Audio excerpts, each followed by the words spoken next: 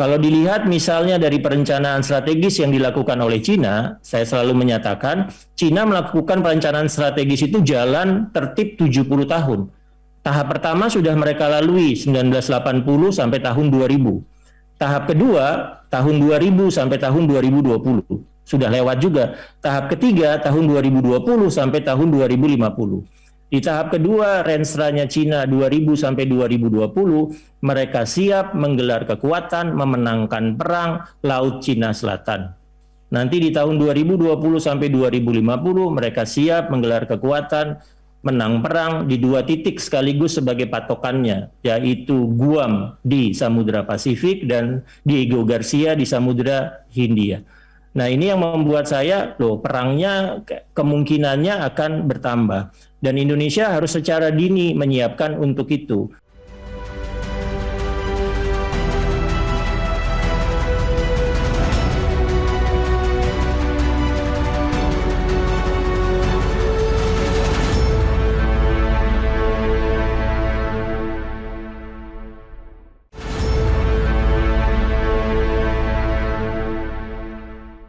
Assalamualaikum warahmatullahi wabarakatuh. Apa kabar? Kembali berjumpa dengan saya, Herz Munarif, dari Forum News Network. Mantan Sekretaris Kabinet Andi Wijayanto yang juga dikenal sebagai orang dekat Presiden Jokowi memperingatkan Cina sudah mempersiapkan diri berperang untuk menguasai Samudra Pasifik dan Samudra Hindia. Karena itu dia mengingatkan agar Indonesia mempersiapkan diri menghadapi kemungkinan terburuk. Strategi Cina, kata Andi Wijayanto, itu sama dengan yang dilakukan Jepang saat menyiapkan diri menghadapi Perang Dunia yang kedua.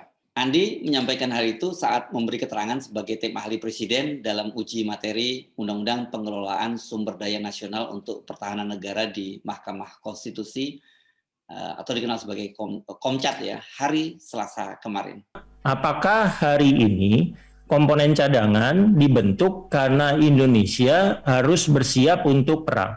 Ya, kalau dilihat dari eskalasi dinamika ancaman yang terjadi, ya memang ketegangan antar negara besar di kawasan ini semakin meningkat. Ya, pada saat saya membuat tulisan itu tahun 2010, tidak ada kondisi-kondisi yang terjadi antara misalnya Trump dengan Cina yang mengarah kepada trade war, yang mengarah kepada embargo perusahaan-perusahaan IT-nya Cina, embargo teknologi-teknologinya Cina. Tidak ada seperti itu.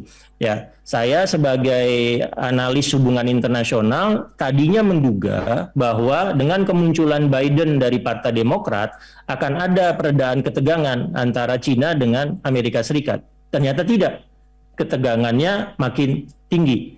Ya. Kalau dilihat misalnya dari perencanaan strategis yang dilakukan oleh Cina, saya selalu menyatakan Cina melakukan perencanaan strategis itu jalan tertib 70 tahun. Tahap pertama sudah mereka lalui 1980 sampai tahun 2000. Tahap kedua tahun 2000 sampai tahun 2020. Sudah lewat juga. Tahap ketiga tahun 2020 sampai tahun 2050. Di tahap kedua, rensranya Cina 2000 sampai 2020, mereka siap menggelar kekuatan, memenangkan perang Laut Cina Selatan. Nanti di tahun 2020 sampai 2050, mereka siap menggelar kekuatan, menang perang di dua titik sekaligus sebagai patokannya, yaitu Guam di Samudra Pasifik dan Diego Garcia di Samudra Hindia. Nah, ini yang membuat saya, perangnya kemungkinannya akan bertambah. Dan Indonesia harus secara dini menyiapkan untuk itu. Cina menyiapkannya perencanaan 70 tahun dimulai 1980. Ya, terakhir kali ada negara di kawasan ini dengan perencanaan strategis 70 tahun, negara itu adalah Jepang. Perencanaannya dimulai 1870, perencanaannya disebut restorasi Meiji, selesai tahun 1940, boom, 7 Desember 41 dia menyerang Pearl Harbor. Ya, kita perencanaannya untuk masa reformasi dimulai tahun 2006, berhenti tahun 2024, disebut sebagai kekuatan pertahanan minimum 2024. Jadi kalau sekarang apakah ada perkembangan dinamika lingkungan yang signifikan antara tadi tulisan saya 2010 dengan kondisi tahun 2018 sampai 2021? Iya. Apakah akan mengarah ke eskalasi ancaman yang semakin membesar peluang perang? Iya, terutama karena ada ketegangan antar negara besar Amerika Serikat di kawasan ini dan ketegangan itu tidak tampak mereda walaupun misalnya terjadi perubahan kepemimpinan di Amerika Serikat yang secara ideologi politik Partai Demokrat mestinya akan cenderung menggunakan langkah-langkah demokratis ketimbang Trump di masa Republik. Peringatan Andi Wijayanto yang kini menjadi penasihat kepala staf Presiden ini sangat menarik ya, karena disampaikan bersamaan dengan eskalasi ketegangan di Laut Cina Selatan antara Cina dengan negara-negara ASEAN termasuk Indonesia, dan tentu saja ini tidak lepas dari pengamatan Amerika. Kalau kita cermati sebenarnya Amerika di bawah Joe Biden ini nampaknya juga sudah mengantisipasi soal ini dan mereka juga sudah bersiap memindahkan kekuatannya di kawasan ini untuk mengantisipasi strategi dan persiapan dari Cina. Kita tahu kan Joe Biden sudah menarik pasukan dari Afghanistan dan tampaknya tidak lagi melihat bahwa Islam radikal sebagai sebuah ancaman yang serius. Justru sekarang Amerika melihat bahwa Cina itu sebagai sebuah ancaman serius. Dan kemungkinan bahwa Cina mengincar Indonesia ini sebelumnya kan juga sudah disampaikan oleh mantan Kepala Badan Intelijen Strategis TNI, Letnan Jenderal TNI Purnawirawan Yayat Sudrajat. Dia menyampaikan hal itu ketika menjadi saksi dalam persidangan aktivis Koalisi Aksi Menyelamatkan Indonesia, Dr. Anton Permana di Pengadilan Negeri Jakarta Selatan. Yayat mengingatkan bahwa banjir tenaga kerja Cina ke Indonesia merupakan sebuah penyusupan pasukan. Menurutnya tenaga kerja tersebut merupakan tentara terlatih dari bangsa Han. Nah, kalau yang dimaksud dengan bangsa Han itu adalah etnis terbesar yang sekarang memang sangat dominan di Cina. Saya 3 tahun menjadi atasé pertahanan di Cina, yaitu pada tahun 2006 sampai 2009. Saya sangat tahu bagaimana cara dan ambisi Cina dalam menguasai sebuah negara seperti Xinjiang, Mongolia, dan Tibet. Awalnya seolah diberi bantuan bangun infrastruktur dengan skema turnkey project, dan ternyata yang dikirimkan tenaga kerjanya adalah tentara terlatih dari bangsa Han yang mayoritas, dan kemudian mereka tidak balik kembali. Lalu setelah cukup waktu dan kuat, baru negara tersebut direbut dan dikuasai. Ini penjelasan dari Yayat Sudrajat ya. Saya kira apa yang disampaikan Yayat ini menjadi sangat penting untuk kita perhatikan karena dengan latar belakangnya Yayat tadi, dia adalah seorang tokoh intelijen dan dia pernah mengamati secara dekat Cina dengan menjadi atasé pertahanan di Cina. Keberadaan tenaga kerja Cina di berbagai negara yang melakukan aneksasi itu mirip terjadi di Indonesia. Itu lebih lanjut dari penjelasan Yayat.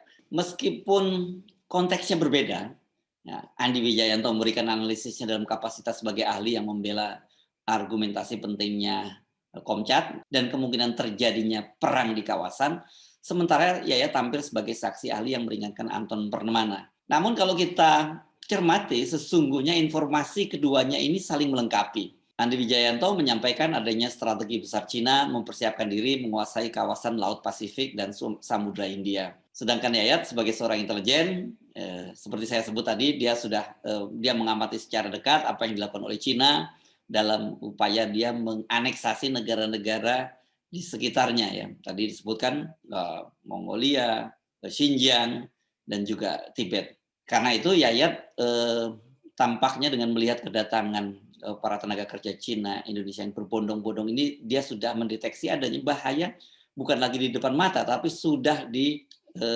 bahayanya sudah bersama kita, di dalam negara kita sendiri. Bila benar seperti dikatakan oleh Andi Wijayanto, maka saat ini Cina sebenarnya telah melewati tahap kedua, yakni gelar kekuatan di Laut Cina Selatan dan bersiap memasuki tahap ketiga. Tadi tahap ketiga adalah tahun 2000 sampai tahun 2020, dan sekarang ini tahap ketiga, yakni tahun 2020 sampai tahun 2050, yakni memenangkan perang di Samudra Pasifik dan Samudra Hindia. Nah, kalau sudah begini kan sebenarnya mau tidak mau memang Indonesia itu harus terlibat dalam konflik ini. Kenapa? Satu, Laut Cina Selatan itu kan ada di halaman kita, dan sudah beberapa kali kita juga mengalami konflik dengan pasukan Cina dan terutama dengan Coast Guard ya, atau pasukan-pasukan penjaga Cina yang mengawal kapal-kapal ikan Cina dan juga kapal-kapal perang Cina yang masuk ke wilayah perairan Indonesia.